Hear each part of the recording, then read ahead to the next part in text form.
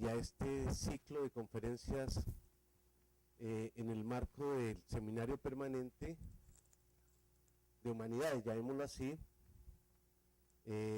cuya temática central es sobre qué y cómo trabajan las humanidades, ¿sí?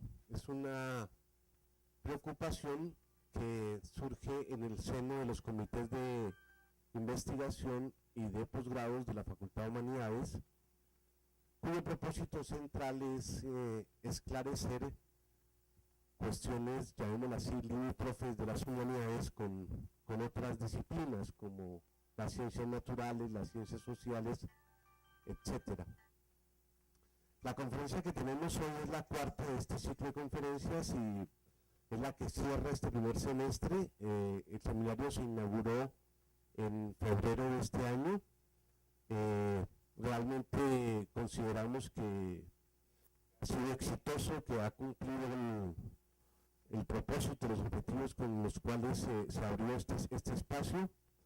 Como les digo, entonces es la cuarta conferencia. El primer invitado fue el profesor Carlos Vasco, el segundo fue el profesor Pedro Posada del Departamento de Filosofía, la tercera la profesora Cecilia Orozco del Departamento de Geografía, y pues hoy contamos con la presencia de la profesora Gabriela Castellanos del Centro de Estudios de Género, Mujer y Sociedad. Realmente es un gusto poder escuchar y poder tener aquí presente a la profesora Gabriela Castellanos, una persona que, si bien es jubilada, parece que no lo fuese, pues porque trabaja más que aquellos profesores que son de tiempo completo, muy preocupada por las cuestiones académicas. Para mí realmente es de mucho agrado poderla escuchar hoy y poderla presentar como representante, digamos, del Centro de Estudios de Género y también como la persona que ha articulado el doctorado en Humanidades en la línea de Estudios de Género,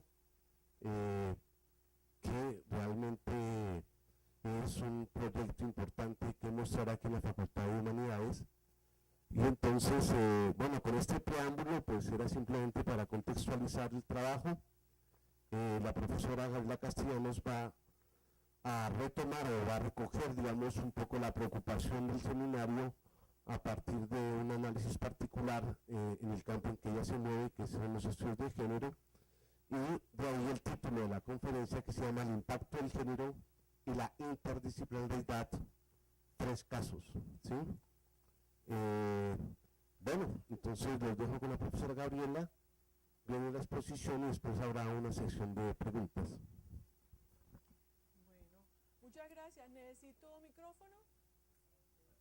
¿Sí? Bueno, muchas gracias, Germán, por la invitación. No, yo me voy a estar moviendo.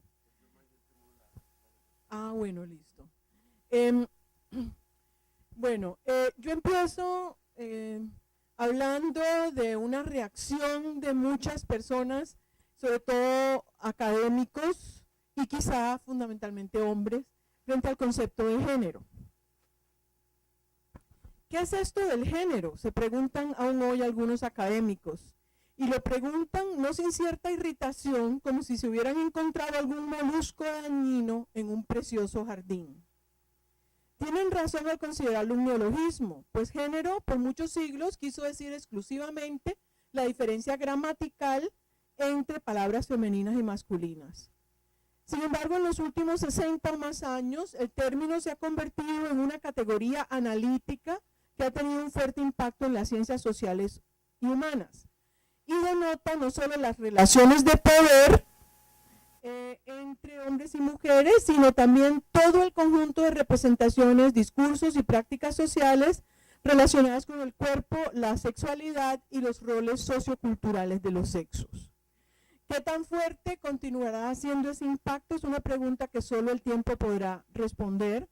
Por lo pronto sabemos que el influjo de esta categoría se siente en todas las disciplinas, desde la sociología, la economía, la antropología, hasta la historia, la etnohistoria, la lingüística, los estudios literarios y la filosofía, y en prácticamente todos los campos de las ciencias sociales y humanas.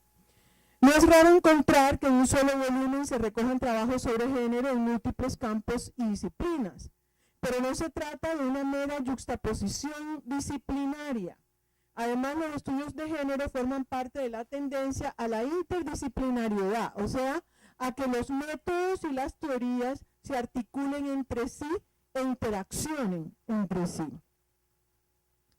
En palabras de las investigadoras Bonan y Guzmán, una característica notable del desarrollo del debate teórico de género es el hecho de haber propiciado enfoques interdisciplinarios que incorporan y articulan contribuciones de grandes áreas de conocimiento de las ciencias humanas y sociales, como de la sociología, del análisis histórico, de la teoría política, la antropología, la psicología y el psicoanálisis.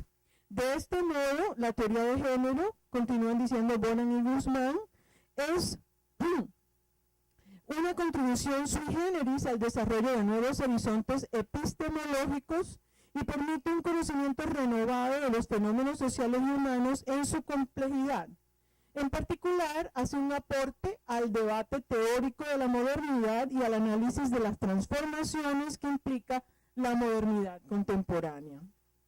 Así, por ejemplo, en un trabajo sobre género en psicoanálisis se cita extensamente a Bourdieu, un psicólogo, y a Butler, una filósofa, y en un texto de una antropóloga sobre la categoría de género se citan, además de a Bourdieu y a Butler, a una gran cantidad de antropólogas, psicoanalistas, filósofas, sociólogas y teóricas políticas. Pero no se trata solamente, como ya dije, de juxtaponer citas y contenidos, sino de ver cómo se articulan al interior de los estudios de género estas distintas posturas. En esta ponencia, entonces, mi objetivo es analizar dos casos de trabajos de género que han tenido una fuerte influencia en muchas disciplinas y un caso de un libro sobre género y literatura, sobre teoría literaria desde la perspectiva de género, cuyos hallazgos originales, en mi concepto, deberían tener esas repercusiones interdisciplinarias, aunque todavía no las han tenido. Y yo voy a plantear cómo y por qué. Entonces, voy a empezar esbozando algunos datos sobre el origen del término de género. Pero primero voy a hacer una declaración política. Quiero recordar que el trabajo intelectual que se realiza mediante la aplicación y el uso de esta herramienta analítica tiene como telón de fondo la injusticia que supone la subordinación a que está sometida la mitad de la especie humana, el sufrimiento de las mujeres discriminadas, abusadas, violentadas, donde además se articulan otros ejes de dominación como son la etnia, la clase social, la raza y la orientación sexual, el sufrimiento que se inflige a los no heterosexuales, a quienes no encajan en la sexualidad canónica, e incluso el sufrimiento que se les inflige a los hombres a quienes se les exige adecuarse a la masculinidad hegemónica. Todo esto a causa del sistema de género. Lo que estamos dirimiendo aquí debe servirnos en últimas instancias para el trabajo político de desmantelar este perverso sistema. O sea, estudiamos género, las feministas sobre todo, con el fin de quedarnos cesantes, de que no haya más trabajo para nosotras. Nuestro fin último es desmantelar ese sistema del cual hablamos, que desaparezca de la faz de la tierra o que se instaure de otra manera. John Scott, o el género como categoría de uso analítico. Bueno, ahí voy a empezar con algunas, con la prehistoria del término de género. El eufemismo, se trataba de que en la era victoriana, para no decir sexo, decían gender, porque en la era victoriana había un puritanismo, un temor y una reserva muy marcados frente a todo lo que tuviera que tener con sexualidad, y entonces se prefería decir gender en vez de sex en Inglaterra en la segunda mitad del siglo XIX. Y así empezó a usarse la palabra gender para hablar de sexo. Y por esas evoluciones lingüísticas curiosas empezaron a designar la parte social de las diferencias entre los sexos. Y las primeras definiciones las hicieron John Money, un sexólogo, que planteó los roles de género dentro de la sexualidad, y Robert Stoner, un psicoanalista, que habló de características personales, femeninas y masculinas utilizando el término género. Sin embargo, el uso del término solamente se generalizó en las ciencias sociales a partir de los años 70 gracias a las feministas. Vale la pena mencionar a la antropóloga Gayle Rubin, cuyo análisis del sistema sexo-género fue muy influyente y sigue siéndolo. Rubin lo definió en 1976 como el conjunto de disposiciones por el que una sociedad transforma la sexualidad biológica en productos de la actividad humana y en el cual se satisfacen estas necesidades transformadas. Entonces, para Rubin, los datos biológicos no son los que determinan nuestras representaciones de lo que es ser hombre o mujer, nuestros roles sociales, sino que son las consideraciones culturales que se superponen a esa realidad biológica. Es decir, es a través de la mediación de una cultura específica cómo se ponen en acción lo que es género a partir de la diferencia sexual. Bueno, ya en el artículo género, una categoría útil para el análisis histórico, que es el primero de los 3 casos que vamos a analizar aquí, la historiadora estadounidense Joan Wallach Scott llevaría esta idea a la historia. O sea, esta idea de que el sexo necesita el concurso de la cultura para obrar en la sociedad, ¿sí? Y cada cultura específica le da un contenido especial a las diferencias entre los géneros. Ella llevaría esta idea a la historia, planteando que la diferencia sexual se produce históricamente en cada sociedad y en cada cultura y que evolucione de acuerdo con sus condiciones específicas. Entonces, estos 2 postulados, el postulado de la antropología de Gayle Rubin y el postulado de Scott, de que hay una evolución histórica de cómo se entiende lo que es ser hombre y cómo se entiende lo que es ser mujer, son las 2 bases indispensables para la teoría de género. Sin eso no hay teoría de género, sin eso no hay género. ¿Ya? Esos son los 2 postulados principales. Entonces Scott ofreció una definición de género que iba a tener un gran impacto en muchas, no solo en la historia, como ya veremos, sino en muchas disciplinas, ¿sí? Donde ella dice que el género es un elemento constitutivo de las relaciones sociales que se basa en las diferencias entre los sexos y además es una forma primaria de significar las relaciones de poder. Aquí quiero hablar, veamos la siguiente, un problema en la traducción al español. Veamos la diferencia entre cómo se ha traducido. El género es un elemento constitutivo de las relaciones sociales que se basan en las diferencias entre los sexos. Esa N de basan quiere decir que el género es constitutivo solo de aquellas relaciones sociales que se basan en las diferencias entre los sexos. La traducción correcta sería, si uno realmente va a ser fiel al contenido del inglés, es el género es un elemento constitutivo de las relaciones sociales que se basa. Es el género como elemento constitutivo el que se basa en las relaciones entre los sexos. Aquí es solamente elemento constitutivo de aquellas relaciones sociales, ¿sí?, que se basan en las diferencias entre los sexos. Aquí el que se basa en las diferencias de los sexos es el género. Por lo tanto, es válido para todas las relaciones sociales.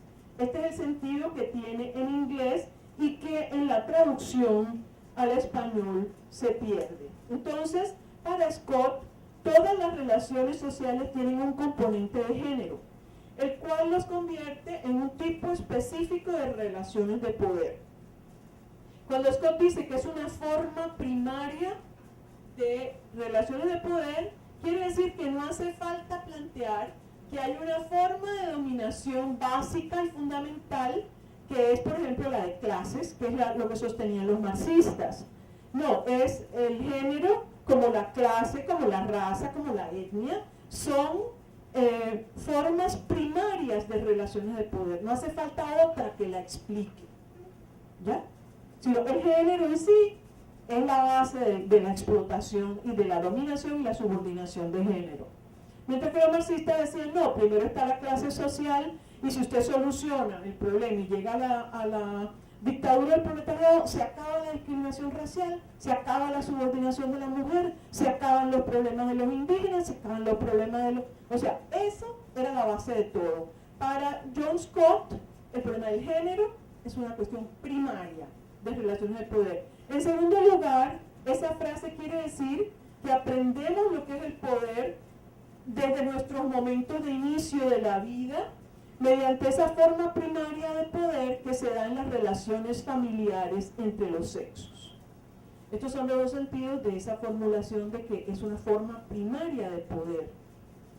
Bueno, la manera como Scott analiza la influencia del género en múltiples campos y niveles de la sociedad y la cultura, y el hecho de que no se limita a la descripción de las condiciones objetivas, sino que ella insiste en que hay que llegar al nivel histórico simbólico. O sea, ¿cuál es el nivel simbólico? Donde se está construyendo el sentido cultural de lo que es ser mujer y lo que es ser hombre, y cuáles son sus diferencias, y cuáles son sus roles, y cuáles son sus papeles.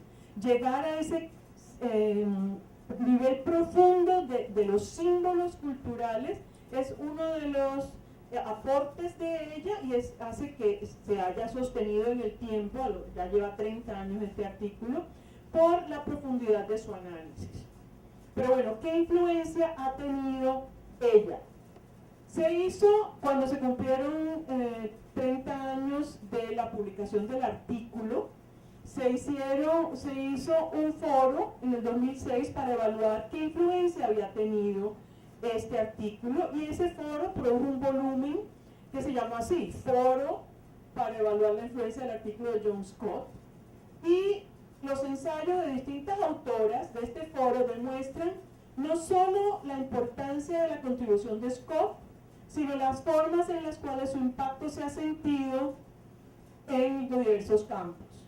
Nos dicen los editores, a lo largo de los años el artículo de Scott se ha vuelto canónico. Es uno de los más frecuentemente citados de toda la literatura histórica contemporánea, un clásico de presencia obligada en bibliografías y programas de cursos y seminarios, un modelo para los eruditos que desean transformar su discurso analítico. Como Joanna Meyerowitz lo dice en su contribución a este foro, desde que Jester, que es un motor de búsqueda de base de datos de artículos en ciencias sociales y humanas, comenzó a poner artículos en línea, el artículo género de Scott ha tenido más tráfico que cualquier otro artículo. En 38.000 ocasiones se ha tenido acceso a él. Es el artículo más consultado en las bases de datos virtuales de las ciencias sociales y humanas, y se han impreso 25.000 separatas. 25.000 personas le han pedido a la revista y han pagado para que les manden el artículo impreso como separata.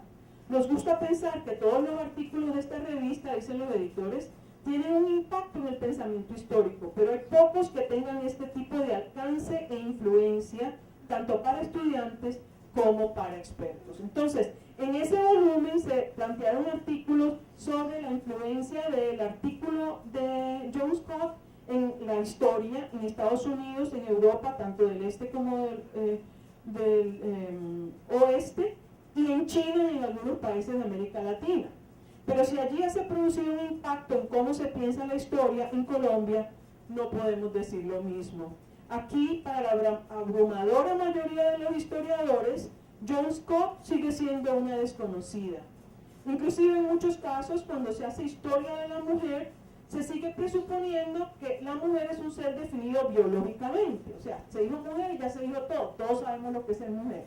Mujer es aquella que nace con un cierto tipo de genitales, por lo tanto no hay que decir más nada, ¿sí?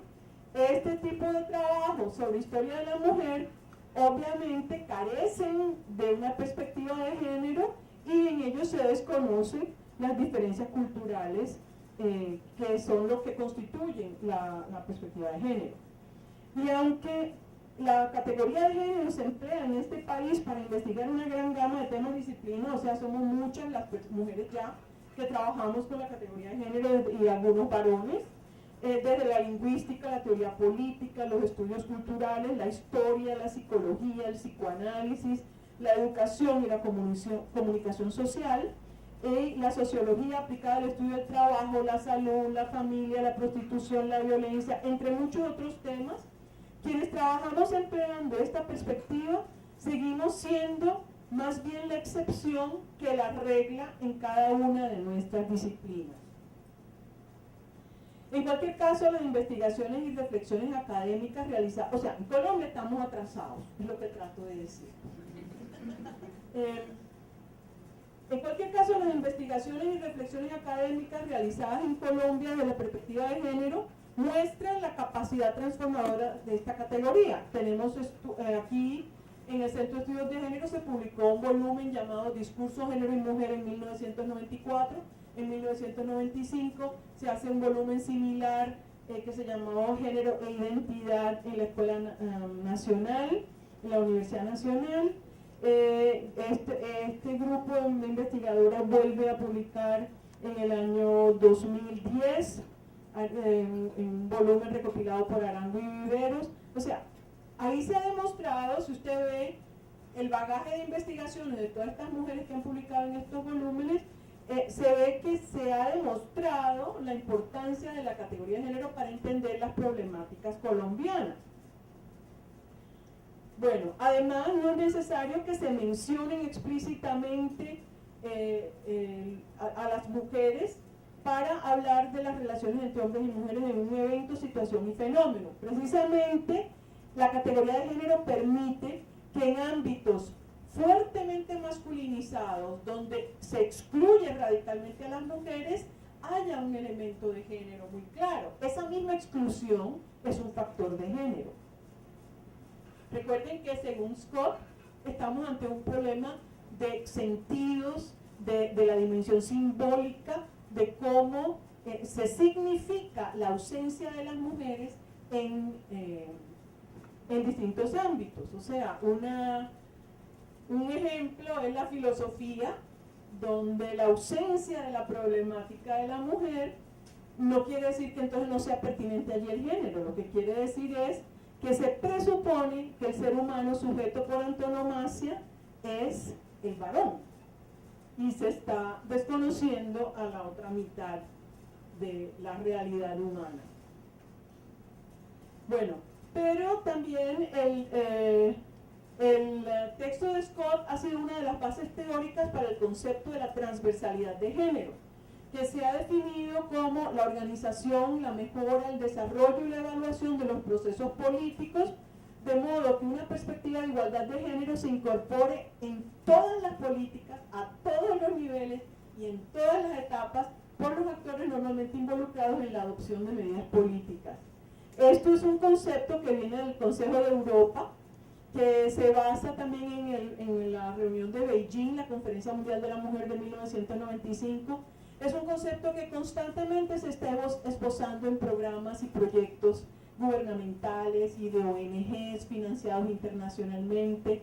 Pero de nuevo, la teoría es una cosa y la realidad es otra, ¿sí? Aunque se habla constantemente de transversalizar, de hacer lo que se llama en inglés gender mainstreaming, o sea, poner en la corriente principal de todos los proyectos y programas lo que es la perspectiva de género, esto se queda nuevamente en una serie de proyectos y programas muy marginales, muy pequeños, ¿sí? Y esta meta de incorporarla en todas las políticas. Usted va a hacer una carretera, tome en cuenta la perspectiva de género. Usted va a elaborar construir un hospital, tome en cuenta la perspectiva de género. Haga usted lo que haga en el campo de la política y del presupuesto público, ¿sí? Usted tiene que incorporar la perspectiva de género. Eso es lo que quiere decir transversalidad de género.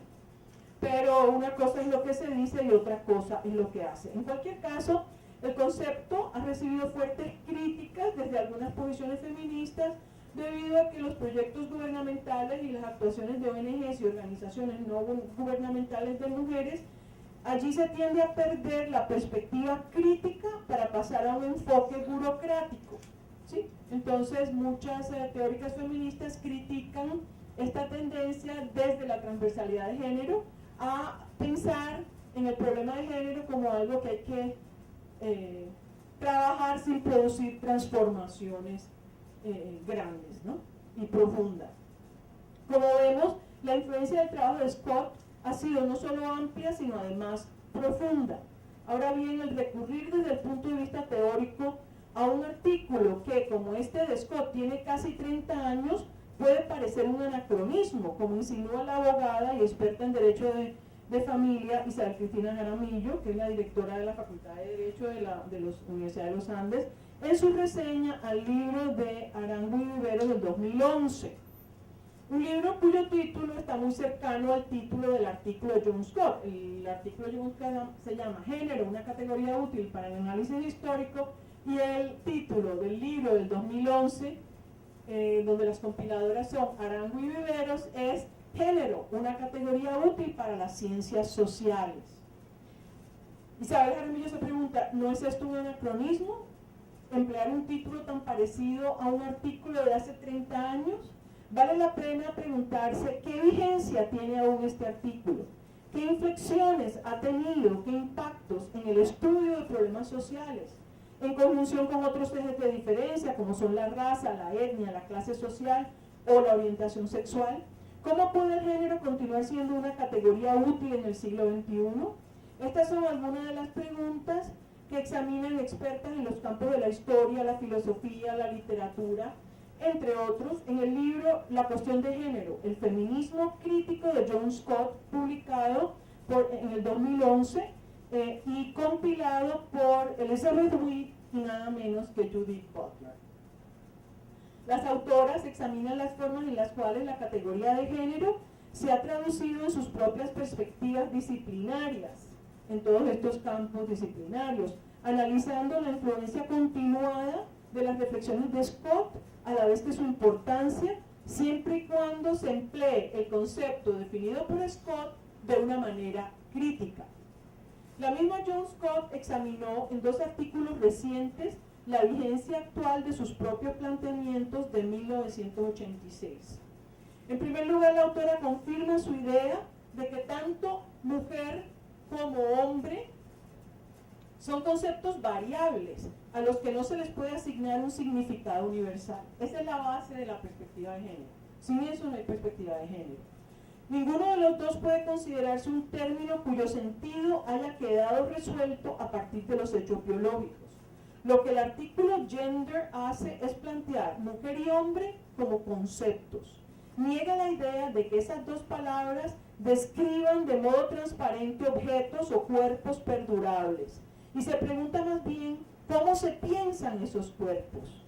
Presupone, con Michel Foucault, que los cuerpos están totalmente acuñados por la historia y que nada en los hombres ni las mujeres es suficientemente estable, aquí Scott está citando a Foucault, nada es suficientemente estable para servir de base para un autorreconocimiento o para comprender a otros.